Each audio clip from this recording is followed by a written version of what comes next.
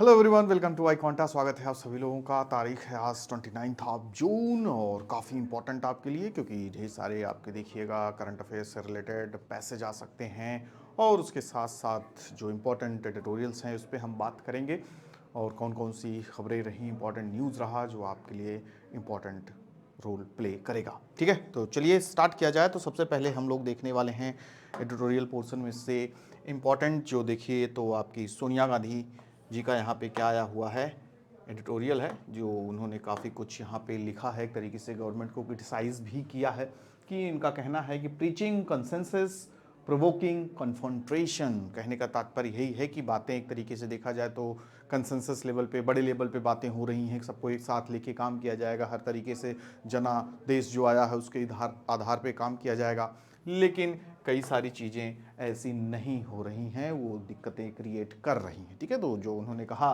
कि 4 जून को जो इलेक्टोरल रिजल्ट आया उसमें हमें देखने को मिला कि एक तरीके से जो प्रधानमंत्री जी ने कही थी कि 400 प्लस सीटें आएंगी, तो एक तरीके से नैतिक हार कहा गया। नो डाउट इन 240 सीटें अगर ओनली बीजेपी के देखा जाए तो पूरा मेजॉरिटी से भी कम था। ठीक है, एनडीए की सपोर्ट से ही देखा जाए तो किसमें थे, आपके मेजॉरिटी में थे। तो rejecting the politics divisions and discord, ये रिजल्ट दिखाया। ठीक है, जो एक तरीके से कहा, उनकी पार्टियां कहा करती थी, वो भी कहा करते थे कि अपने इनडायरेक्टली कि हम बहुत कुछ करेंगे, बदलने की कोशिश करेंगे। ठीक है, तो वो चीज़ें अब नहीं हो पाएंगी, उसको जनता ने रिजेक्ट कर दिया। और यहाँ पे इनका मानना था कि prime minister has not acknowledge the electoral outcome. ठीक है, maintaining a confrontation rather than a consensus driven approach. ठीक है, तो यहाँ पे इन्होंने अभी कहा है कि प्रधानमंत्री ने एक्नॉलेज नहीं किया जो इलेक्टोरल रिजल्ट आया कि हमने इतनी सीटें जीती या अब हम और अच्छा काम करें, सारी चीज़ें, उसके स्थान पे उन्होंने कन्फ्रंट्रेशनल अप्रोचेस को ही अपनाया है।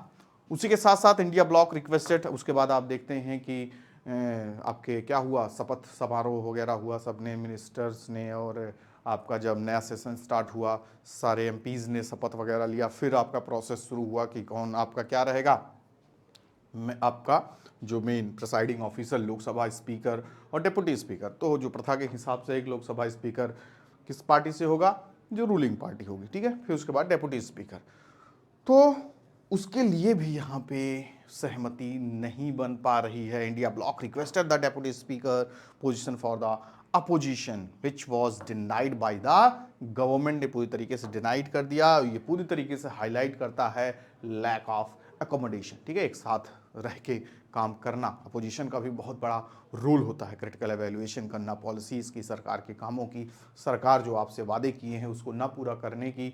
ठीक है, तो अपोजिशन ही कहता है कि आपने ये कहा था, ये नहीं किया, फिर ट्रस्ट डेफिसिट धीरे धीरे शुरू होगा। तो अपोजिशन बहुत बड़ा रोल प्ले करती है। और भी कई सारे इशूज इन्होंने उठाए कि unexpected suspension of 146 MPs, controversial criminal justice law required extensive debate and scrutiny, इसकी भी ज़रूरत है। देखिए बहुत सारे एमपीज वगैरह जो सस्पेंड कर दिए जाते हैं, जो क्रिमिनल जस्टिस के ऊपर भी मतलब जो मुद्दे हैं उन पे भी बात करनी चाहिए। और भी जो इस समय ज्वलंत मुद्दों में से, सबसे बड़े मुद्दों में से दिखाई दे रहा है फॉरेस्ट कंजर्वेशन लॉ। ठीक है, इसका पूरा एक तरीके से आलोचना हो रही है, जो इसमें नई नई चीज़ें इंसर्ट की जा रही हैं, उसके साथ साथ इसका उल्लंघन भी किया जा रहा है। ठीक है, देखा जाए तो ऐसे हम दुनिया के जो आंकड़े होने चाहिए उसमें पूरी दुनिया में अगर एक जो लिमिट बनाई गई है कि टोटल आपका जियोग्राफिकल एरिया का लगभग 33% आपका क्या होना चाहिए, फॉरेस्ट कवर वगैरह होनी चाहिए, लेकिन यहाँ पे भी हम काफ़ी पीछे हैं, 23-24% है। तो एक तो यहीं पे ही दिक्कतें हैं। उसके साथ साथ अगर आप इनको क्या करोगे, इनका उल्लंघन करोगे, या मतलब जितनी ज़रूरत है, जो आपके फॉरेस्ट कवर हैं, वाइल्ड लाइफ हैं, ठीक है, तो उनको भी ख़त्म करने की कोशिश करोगे तो और भी चीज़ें कम हो जाएंगी। तो एक तरीके से इस पे बात होनी चाहिए। ग्रेट निकोबार प्रोजेक्ट अभी हाल ही में देखा जाए तो नीति आयोग का 72,000 करोड़ का प्रोजेक्ट है, जो पूरी तरीके से टूरिज़्म को कहा जा रहा है। यहाँ पे टूरिज़्म को बढ़ावा देने के लिए पोर्ट्स बनाए जा रहे हैं, इंटरनेशनल एयरपोर्ट्स बनाए जा रहे हैं। ठीक है, तो उसकी वजह से कई सारी ट्राइब्स जो हैं वो संकट में हैं। ठीक है, ट्राइब संकट में हैं, वहाँ के लोकल संकट में रहेंगे, फॉरेस्ट कितने काटे जाएंगे, 9-10 लाख पेड़ काटे जाएंगे, तो एक तरीके से इन्वायरमेंटल लॉस ही होगा।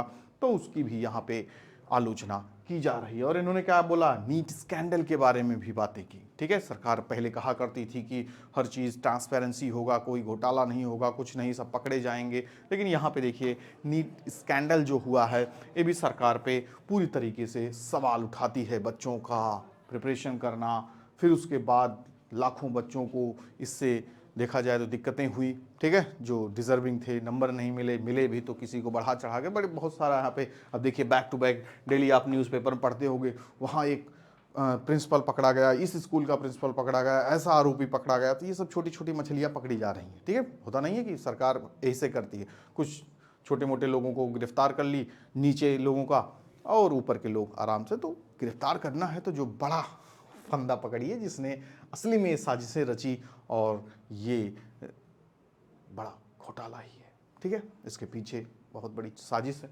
नीट हुआ, नेट का पेपर हुआ, तो यही कहा जा रहा है कि भाई नेट को ही ख़त्म कर दो, एनटीए को ही ख़त्म कर दो जो परीक्षा ऑर्गेनाइज करवा रहा है। तो इस पे भी सवाल उठाए इन्होंने। Violence and intimidation against minorities बड़े लेवल पे देखा गया। इन्होंने यहाँ पे कहा है कि जो मैक्सिमम देखा जाए तो बीजेपी रूल्ड स्टेट्स हैं, वहाँ पे जो माइनॉरिटीज़ हैं, ठीक है, अल्पसंख्यक लोग हैं, उनको भी निशाना बनाया जा रहा है, उनको डराया धमकाया जा रहा है। ये भी सरकार जो बातें करती है वही तो यहाँ पे कही है ना कि यहाँ पे तो बड़ी बड़ी बातें अच्छी अच्छी, ठीक है, प्रीचिंग देते हो, ठीक है, और यहाँ पे आप जस्ट उल्टा कर रहे हो। तो वही यहाँ पे कहा जा रहा है कि यहाँ पे तो सरकार कहती है सब हम सब एक हैं, हम तो इनके खिलाफ बोलेंगे तो ऐसा हमारे संस्कार में ही नहीं है, हम पब्लिक में कैसे अपने आप को दिखा पाएंगे अपना मुंह।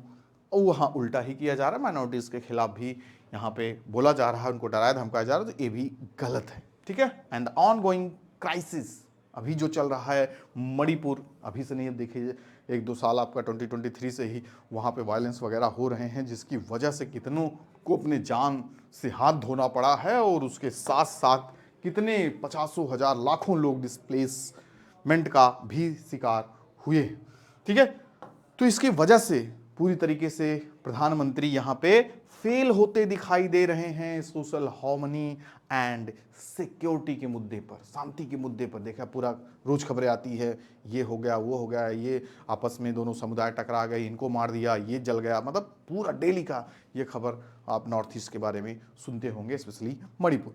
The opposition aims to restore balance and productivity in parliament. तो जो अपोजिशन इस बार आप देखिए काफ़ी मजबूत अपोजिशन आया है, तो उसका मेन एम यही होता है कि पार्लियामेंट को पूरी तरीके से प्रोडक्टिविटी लेवल, यानी अच्छे तरीके से बहस होती रहे, डिबेट होता रहे, प्रोडक्टिव टॉक होती रहे, क्या आपकी जो पॉलिसी है, कोई कानून आ रहा है, सही है, जनता के हित में है कि नहीं, हित में नहीं है तो उसको हटाने का आप प्रयास करोगे, और पूरी तरीके से बैलेंस बना के रखोगे, ताकि जो लोगों की आवाज़ है, इलेक्टोरल वॉइस है, वो पूरा बना रहे। जैसे कि आपने 2024 का पहले का इलेक्शन देखा, 2014, 2019 का, तो वहाँ पे पोजीशन ही नहीं था, कोई अपोजिशन ही नहीं था, तो आवाज़ क्या उठाएगा, आवाज़ भी उठाएगा तो दबा दिया जाएगा। तो अभी भी देखा जाए तो 1-2 सेशंस आपके जो हुए हैं, तो उसमें भी कहा गया कि जब आपके नीट के मुद्दे पे राहुल गांधी बात करना शुरू किए तो उनका माइक बंद कर दिया गया। तो ऐसे ऐसे अपोजिशन वाले भी आवाज़ उठा रहे हैं, जो अगर सच में ऐसी घटना है तो वो काफ़ी दुर्भाग्यपूर्ण है। ठीक है, नेक्स्ट आप देखते हैं यहाँ पे काफ़ी इंपॉर्टेंट आपका एडिटोरियल के लेफ्ट साइड में होगा, डेप्थ ट्रैप करके एक एडिटोरियल देखने को, आर्टिकल देखने को मिलेगा। तो ये मेनली देखिए किसके बारे में है, केन्या के बारे में। तो आपको पता है केन्या एक लीस्ट डेवलप कंट्रीज़ के दायरे में है, डेवलपिंग ही है, तो काफ़ी उनकी 1/3 जो पॉपुलेशन है वो किस में आती है, गरीबों की लिस्ट में आती है। खाने पीने की काफ़ी दिक्कतें हैं, कई मिलियन बिलियन डॉलर्स उन्होंने लोन वगैरह ले रखा है, कर्ज में एक तरीके से डूबे हुए हैं। ठीक है, बिलियंस ऑफ डॉलर कर्ज में डूबे हुए हैं। तो वो कंट्री अब क्या कर रही है, जब कर्जा आपके ऊपर ज़्यादा हो जाएगा, उसका आपको इंटरेस्ट चुकाना होगा, या जो आपका रेवेन्यू है, जो सरकार को जो यहाँ से पैसे मिलते हैं, उन पैसों में से अगर आपको आधा पैसा चला जाए उस कर्ज का इंटरेस्ट चुकाने में, तो फिर आपके पास बचेगा क्या। वही हाल यहाँ पे केन्या के साथ हो रहा है। ठीक है, तो केन्या ने अरबों खरबों रुपए ले रखे हैं IMF से या वर्ल्ड बैंक, जो बड़े बड़े इंस्टीट्यूशंस हैं। अब कर्ज चुकाने की जब बारी आ रही है तो चुका नहीं पा रहे हैं, इंटरेस्ट भी ढंग से नहीं दे पा रहे हैं। तो ये इन्होंने क्या किया कि एक नई पॉलिसी लेके आए और जो बेसिक नेसेसिटीज हैं, खाने पीने की वस्तुएं, गाड़ी हो गया, मतलब और भी आपके एसेसरीज हो गए, इलेक्ट्रॉनिक एसेसरीज, सब पे इन्होंने दाम कर बढ़ाने, टैक्स बढ़ाना शुरू कर दिया अप टू 20%, 15%। ब्रेड पे, रोटियों पे 15-20% टैक्स आपके बढ़ गए। तो जनता काफी नाराज हो गई और सड़कों पे आ गई, लार्ज लेवल पे लोग सड़कों पे उतर आए सरकार के इस कानून के खिलाफ। ठीक है, तो लोगों ने प्रोटेस्ट किया, तो सरकार ने भी उस प्रोटेस्ट को कुचलने की भी कोशिश की, दबा दो सबको, मार दो। ठीक है, लेकिन जनता पूरी तरीके से घुस आई इवन पार्लियामेंट में। तो पार्लियामेंट में जब यहां पे पूरी बड़ी लेवल पे जनता आ गई तो यहां पे क्या किया गया, फायरिंग। ठीक है,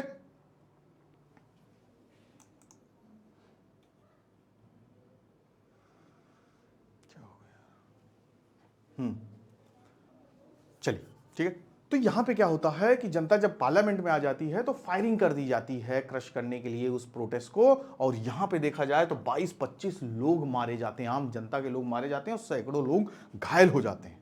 तो सरकार भी यहां पे इस घटना के बाद बैकफुट पे आ जाती है और कानून वापस ले लेती है, कहती है कि हम जनता के अब साथ हैं। जहाँ के प्रेसिडेंट है टूटो साहब, वो कहते हैं कि हम जनता के साथ हैं, उसके फैसले के साथ हैं। जैसे यहाँ पर भी काला कानून आया था, इंडिया में भी देखिए कहा गया था, जो नया फॉर्म लॉ आया था। देखिए साल भर आपका क्या किया गया, लोगों के द्वारा प्रदर्शन किया गया, किसान जनता बैठी रही सड़कों पर साल भर, फिर सरकार ने वापस लिया। उसको लगने लगा कि इससे काफ़ी कुछ अपना सिंहासन डोल जाएगा, तो उसने वापस ले लिया। फिर कहा कि अब हम मिलके बातें करेंगे। जनता समझ नहीं पाई, किसान समझ नहीं पाए, भैया कौन सा ऐसा रॉकेट साइंस था जो समझ नहीं पाए, तुम समझाने की कोशिश की और साल भर इसका आंदोलन होता रहा। तो सरकार बस वही लीपापोती करके अब हम जनता के साथ होते। जब यहाँ पे जब इनको लगा कि पूरा देश जल जाएगा, पूरा जलाने फूकने लगी जनता केन्या में, तो सरकार ने वापस ले लिया कानून को, कहा कि हम जनता के साथ मिलकर बात करेंगे। चलो कोई नहीं। तो ये पूरी तरीके से क्या है, इसी डेब्ट ट्रैप में फंसे फंसे हुए हैं। ठीक है, कर्ज का जो इनका बोझ है, इंटरेस्ट का जो रेट है इतना ज्यादा है, चुका नहीं पा रहे हैं। और यहां पे ये अपना क्या करना चाहते थे, और लोन लेने के प्रयास में थे। तो यहां पे सोचते कर बढ़ा देंगे, टैक्स बढ़ा देंगे तो उससे पैसे ज्यादा आएंगे, तो इस लोन वगैरह को कुछ चुकाएंगे। और लगभग यहां पे देख रहे हैं 941 मिलियंस, और मतलब ढेर सारा पैसा लेंगे ताकि हम देश में इंफ्रास्ट्रक्चर वगैरह को अच्छा कर सकें।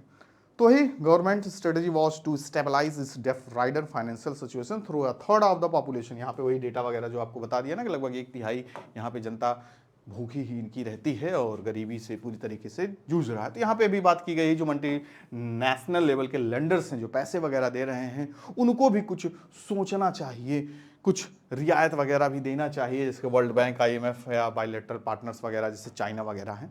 ठीक है, कोविड-19 के समय भी काफ़ी स्थिति यहाँ पे खराब हुई। बहुत सारे जो देश हैं, हम लोग तो चलो ठीक है संभल गए, या थोड़ा बहुत हमारी कमर टूटी फिर हम खड़े हो गए, लेकिन जिनकी कमर पहले से ही खड़े होने की स्थिति नहीं थी या लड़खड़ा के चल रहे थे, उनका तो पैर ही कमर ही टूट गई। ऐसे देश, ठीक है, जो डेवलपिंग है, लीस्ट डेवलप्ड हैं, तो उनके पास तो उतने रिसोर्सेस नहीं थे, जो थे पेंडेमिक के समय काफ़ी नुकसान का सामना करना पड़ा।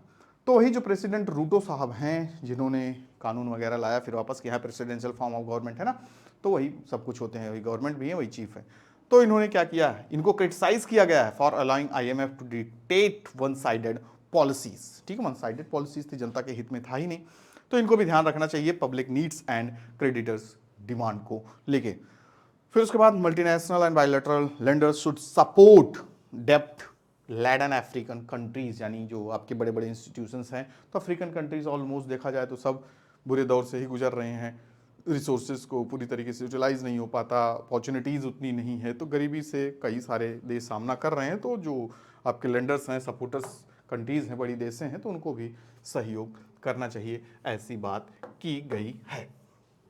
अगला जो आर्टिकल यहाँ पे आपको दिखेगा, फ्रेश स्टार्ट से रिलेटेड है। क्या है फ्रेश स्टार्ट, किससे रिलेटेड, GST।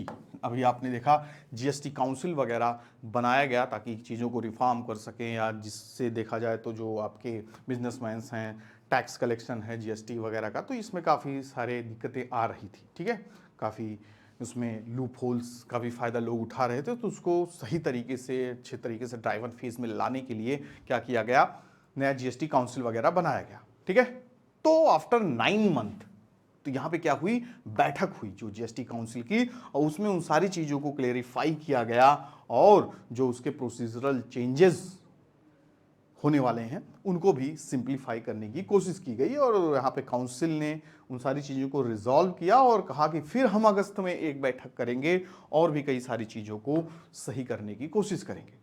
ठीक है, और यहाँ पे पूरा फैसला वगैरह लिया गया कि हम क्या करेंगे, जो टैक्स पेयर्स के बर्डन्स हैं उनको कम करने की कोशिश करेंगे, फिर उसके बाद जो मुकदमे वगैरह ढेर सारे हुए रहते हैं सब चीज़ों में उसको भी कम करने की कोशिश करेंगे, काफ़ी हद तक रिजॉल्व करने की कोशिश करेंगे। और जो टैक्स रिलीफ है, कर में सहायता, या आप देखोगे कि कुछ स्ट्रक्चर को भी कम किया जाएगा ताकि ज़्यादा बर्डन ना हो, ज़्यादा आप परेशान ना हो। तो आप यहाँ पे जो जीएसटी वगैरह का जो दिक्कतें हैं उसको सॉल्व करने के लिए बैठक वगैरह की गई है। और कुछ चीज़ों पे देखिए, हॉस्टल एकोमोडेशन, हॉस्टल वगैरह का जो फीस वगैरह होती है ना, तो उसको भी क्या कर दिया गया है, एग्जेम्प्ट कर दिया गया है, छूट दे दी गई है, जीएसटी वगैरह नहीं लगेगा।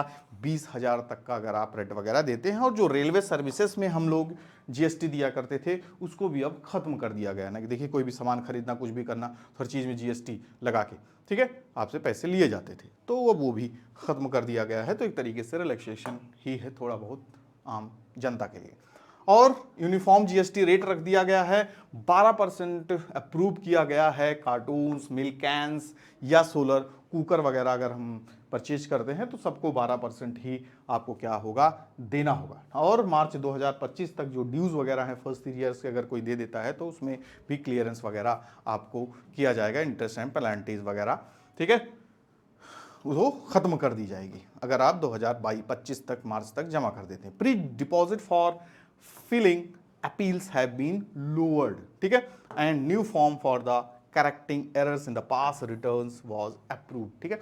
अगर कोई दिक्कतें आ गई, आपने जो रिटर्न्स वगैरह भरा है तो उसके लिए भी एक नया फॉर्म बनाया गया है जिसके थ्रू आप उसमें संशोधन सुधार अपना कर सकते हैं, ठीक है। और क्या है यहाँ पे आप देख सकते हैं, council indeed the anti profiteering clause, यानी जो देखा जाए तो मुनाफाखोर मुनाफा वगैरह ज़्यादा लेते हैं तो उनके लिए भी यहाँ पे काउंसिल ने काफ़ी कुछ क्लॉजेस बनाए हैं। और यहाँ पे रजिस्ट्रेशन के लिए बायोमेट्रिक आधार ऑथेंटिकेशन सिस्टम भी यहाँ पे जनरेट कर दिया गया है कि उसकी वजह से कोई दिक्कत नहीं होगी, फ्री एंड फेयर सारी चीज़ें की जाएंगी। There is a plan for rationalise the multiple rate GST structure and include petroleum and electricity in the GST net, इसको भी इसमें शामिल कर लिया गया है, ठीक है। नेक्स्ट इज यहाँ पे खरगे, हुई खरगे कांग्रेस के प्रेसिडेंट हैं, तो यहाँ पे इन्होंने सवाल उठाए हैं किस चीज़ों पे, कई सारी चीज़ें अभी सामने आई हैं। जो बारिश अभी देखिए 2-3 दिन से बारिश का सिलसिला चल रहा है, काफ़ी समय से हम इंतज़ार कर रहे थे, चिलचिलाती धूप में परेशान थे, 50 डिग्री सेल्सियस का पूरा गर्मी का माहौल था। तो हम सोच रहे थे बरसों रे मेघा बरसों बरसों बरसा, बारिश हुई, लेकिन बारिश होते ही सारी सरकार की जो बड़े बड़े वादे हैं, बड़े बड़े इंफ्रास्ट्रक्चरल डेवलपमेंट थे, उन सब में पोल खुलती दिखाई दी। G20 में देखा जाए तो करोड़ों रुपए खर्च किए, अरबों रुपए खर्च किए गए भारत को दुनिया में सबसे बड़े लेवल पे ले आने के लिए, one of the develop countries की लिस्ट में शामिल करने के लिए कि हम पूरी तरीके से रास्ते में हैं। और 2047 में हम क्या मनाएंगे, पूरी तरीके से डेवलप कंट्री के रूप में, जो हमारी 100वीं सालगिरह होगी, आज़ादी का हमारा 100वां वर्ष पूरा होगा, तो हम एक विकसित राष्ट्र होंगे। और हमने दिखाया पूरा G20 में, अलग अलग सिटीज़ में, इवन दिल्ली आप घूमिए देखिए कितना अच्छा हो गया था, सड़कें बढ़िया बन गई थी, प्रगति मैदान, फिर आप भारत मंडपम जाके देखिए, तो इतने बड़े लेवल पे खर्चा हुआ। लेकिन बारिश होते ही सारा खेला खत्म। प्रगति मैदान का जो टनल वगैरह है पानी से भर गया, फिर आप एयरपोर्ट पे भी आप देखिए वहाँ पे ब्रिज के टूट गए, वहाँ पे गाड़ी 2-3 लोग की मृत्यु हो गई, गाड़ी वगैरह धंस गई। तो कई सारे इश्यूज यहाँ पे देखने को मिलते हैं। तो इसी पे ही सवाल उठाया गया है। इसका मेन रीज़न यही है कि भ्रष्टाचार जो रगों रगों में बसा है, और उसके साथ साथ नेग्लिजेंस, ठीक है, अगर खराब हो गया तो छोड़ जाने दो। यानी यहाँ पे देखिए लोगों की निर्लज्जता की हद, सरकार की हद की, जैसे मान लीजिए कोई ब्रिज गिर गया या अभी जो टनल वगैरह में दिक्कतें आई, तो वो कह रहे हैं कि 2009 की बनी हुई टनल है। यहाँ पे एयरपोर्ट जो कितनी एयरपोर्ट अथॉरिटी ऑफ इंडिया पूरा जिसका जिम्मा होता है बनाने का, सही करने का, अगर 2009 में बन गया तो भाई साहब हर साल लाखों करोड़ों की फंडिंग हो रही है, पैसा आ रहा है, उसका एक फंड होता है। किस लिए? कि अगर जो बनी हुई चीज है उसको सही करो, अगर गड़बड़ हो रही है, जिस चीज की जरूरत हो और ज्यादा एक्सपेंड करने की उसको बढ़ाओ। तो ये तुम्हारी जिम्मेदारी, अकाउंटेबिलिटी, रिस्पॉन्सिबिलिटी है कि नहीं है? कैसा कहोगे कि 2009 में जिसकी सरकार थी उसी बनवाया था, उसी की जिम्मेदारी है? क्या बात है। तो फिर तो आप आगे भी कुछ ना बनवाओ, कुछ नया ना करो, 2009 में जो बन गया उसी पे चलने दो। ठीक है, फिर तो ऐसा हुआ ना। तो आप क्यों आगे चीजें डेवलप कर रहे हो? जितनी थी पहले 2009 में उतना ही रहने देते। कितनी चीजें बदलाव हो गई 2009 के बीच, 9 के बाद। तो पैसा आया है, पैसा है आपके पास, बढ़ा रहे हो चीजों को, जो खराब है उसको सही करो, नहीं है उसको आगे बढ़ाओ। तो यहाँ पे तो आप वही कर रहे हो ना, पल्ला झाड़ रहे हो। इस हद तक यहाँ पे स्थिति बनी हुई है। तो यहाँ पे पूरी तरीके से उन्होंने बोला है कि यहाँ का quality of infrastructure, activity to the corruption and pre election ribbon cutting ceremonies, कितनी जल्दी रातों रात बन जाए और सुबह फीता काटने पहुंच जाए। All credit goes to one and only. ठीक है, तो ऐसे कैसे काम चलेगा? वो 6 महीने बाद, 8 महीने बाद चीजें दिखी नहीं, उसका रिजल्ट दिख ही रहा है। चाहे वो रोड हो, आप अटल टनल का देख लो, वहां पर भी सुनने में आया है कि सड़क धंस गई। राम मंदिर, वहां पे पता चला कि पानी चू रहा है, मंदिर में पानी ही पानी भर गया है। तो ये सब जब दिक्कतें आएंगी तो सवाल तो उठेंगे ही। किसमें आप उसमें कितना लीपापोती करोगे? मोरबी ब्रिज 2022 में आपने मोरबी ब्रिज देखा होगा, पूरी तरीके से क्या हुआ? कोलैप्स हो गया। ठीक है, रिकॉर्डिंग हो रही है। तो ये सब इश्यूज हैं जो सरकार को खड़ा करते हैं कटघरे में। ठीक है, Mumbai trans harbour link road का यहाँ पे बिगड़ जाना। ठीक है, तो ये सब आपका क्या है? सरकार की खामियां हैं। ठीक है, रूफ, एयरपोर्ट का रूफ कोलैप्स हो गया, वाटर लीकेज देखने को मिल रहा है, ब्रिज फेल्योर्स। ठीक है, तो ये सब पे सवाल खड़ा किया है। उसको जिम्मेदारी पूरी तरीके से किसको जा रही है? लोगों का करप्शन। अभी आप देखो 700-800 करोड़ रुपए खर्च हुए थे आपका जो प्रगति मैदान का जो पुल डूबा है, जो आपका टनल गड़बड़ हुआ है। सोचो इस हद तक पैसा जेब में चला गया कि उसका रिजल्ट कुछ सालों तक नहीं रहा। वादे हम कर रहे हैं 2-2 हजार साल, 2,500 साल चलेगा। जिस हिसाब से मंदिर की भी स्थिति बनती चली जा रही है कि कहा गया था 2,500 साल चलेगा, अब देखो कब तक रहता है। ठीक है, तो ये सब जाता है यहाँ पे किसको? अदर अपोजिशन लीडर्स ने भी कई सारी बातें बोली हैं और इस पे सवाल उठाए हैं कि जो आपके ये जो टेंडर्स दिए गए, कुछ सेलेक्टिव कॉन्ट्रैक्टर्स एंड इंडस्ट्रियलिस्ट को फ़ायदा पहुंचाने के लिए ही दिया गया, जिसकी रैंकिंग 6,600 समथिंग हुआ करती थी 2014-15 से पहले। उसकी रैंकिंग आज दुनिया में दूसरे, तीसरे या टॉप 5, टॉप 10 में है।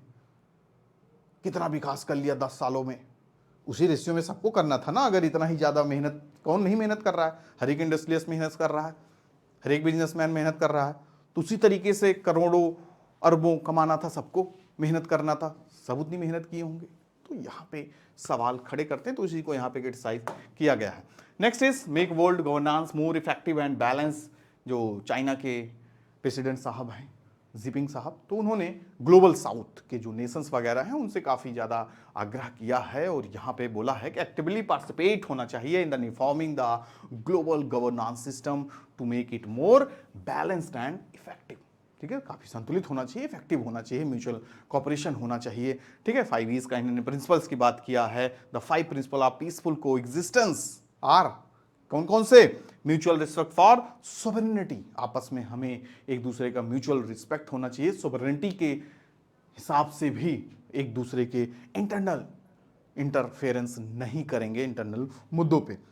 टेरिटोरियल इंटीग्रिटी होना चाहिए, म्यूचुअल नॉन एग्रेशन होना चाहिए, non interference in each others internal affairs, equality and mutual benefit and peaceful को एग्जिस्टेंस। ये सारे इन्होंने प्रिंसिपल्स दिए हैं, 5 प्रिंसिपल्स ऑफ द पीसफुल को एग्जिस्टेंस ऑफ की norms for the international relation. ठीक है, तो इसमें इन्होंने ही बताया है कि सारी चीज़ों को हमें क्या होना कमिटेड रहेंगे to the path of peaceful development and will not engage in colonial plundering या हेजमनी। कोई दादागिरी टाइप हम नहीं करेंगे पहले के ज़माने की तरह। यूएस जैसे हेजमनी हुआ करता था, कोई था ही नहीं, वही एक अकेला सुपर पावर था। सब आगे बढ़ो, सब डेवलप्ड हो और सब लोगों के भले के लिए, देश के लिए भले के लिए काम करो।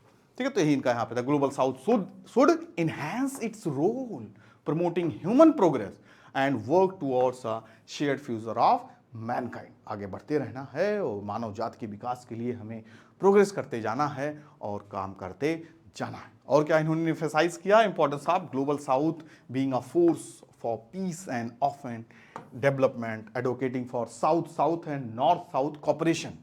ठीक है, हमें एक तरीके से क्या करना होगा, जो साउथ साउथ नेशंस हैं उनके साथ एक कोऑपरेटिव कोरिलेशन डेवलप करना होगा, साउथ नॉर्थ के कंट्रीज, मतलब इस तरीके से भी होता नहीं कि हम लोग चलिए 2 लोग 4 लोग एक साथ हो जाते हैं, इधर के 2 लोग 4 लोग इधर हो जाते हैं, तो इस तरीके से हम डेवलपमेंट प्रोसेस को आगे बढ़ाते हैं, फिर एक साथ मिलकर सब कर लेंगे। तो एक तरीके से इन्होंने एक व्यू दिया है और एक प्रोसेस को बताया है। और यहाँ पे इन्होंने बोला countries should uphold the golden rule of non interference, यानी नॉन इंटरफेरेंस का गोल्डन रूल को भी अपनाना है। ठीक है, ध्यान रखना है कि भाई किसी का अगर इंटरनल मुद्दा है उसमें हमें इंटरफेयर नहीं करना है, अपोज फोर्स ब्लॉक कन्फ्रंट्रेशन। और इनके अनुसार देखा जाए तो importance of the UN authority and central role of addressing global challenge and affirm China's believe in the true multilateralism. तो इन्होंने इस बात को भी दिया कि हम सबको साथ रख के चलना चाहते हैं, मल्टी लेवल पे परफॉर्म करना चाहते हैं, चाइना हर चीज़ से प्रतिबद्ध है और पूरे दुनिया के देशों के साथ है। ठीक, मेनली यहाँ पे बात की गई थी ग्लोबल साउथ को ही लेकर। तो ये सब कुछ इंपॉर्टेंट आर्टिकल्स थे जो आपके लिए इंपॉर्टेंट रोल प्ले कर सकते हैं एग्जाम में। जरूर इनको पढ़िए अच्छे से पेपर, बाकी बहुत कुछ छोटी मोटी चीज़ें भी होती हैं उनको भी दरकिनार नहीं कीजिए, हाईलाइटेड न्यूज़पेपर आपको दे ही चुका हूँ, तो आपके लिए काफ़ी हेल्पफुल रहेगा। मिलते हैं नेक्स्ट सेशन में, तब तक अपना ख्याल रखिए और साथ में चैनल को जरूर सब्सक्राइब करना बिल्कुल मत भूलिए, क्योंकि आगे की नोटिफिकेशंस आपको मिलते रहेंगे। Thank you to all of you, good luck, take care.